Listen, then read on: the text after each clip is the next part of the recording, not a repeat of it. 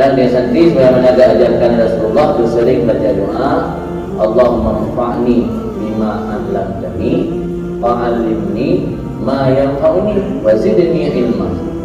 Nah, kita baca dulu. Baca ramai-ramai, Allahumma anfa'na bima 'allamtana wa 'allimna ma yanfa'una wa zidna ilma. Dan doa yang selalu dibaca oleh Rasulullah. Rasulullah yang ana madinatul ilmi, kota ilmu, tapi diurun lagi kepada Allah, Rabbi zidni ilma. Nah, padahal ke kota ilmu. Ini menjulung ilmu yang ada dengan kota. Jangankan kampung, jangankan dusun, menjulung ilmu yang ada. Paling buat kota kampung, jurung tak? Nah, yang buat majurung tak?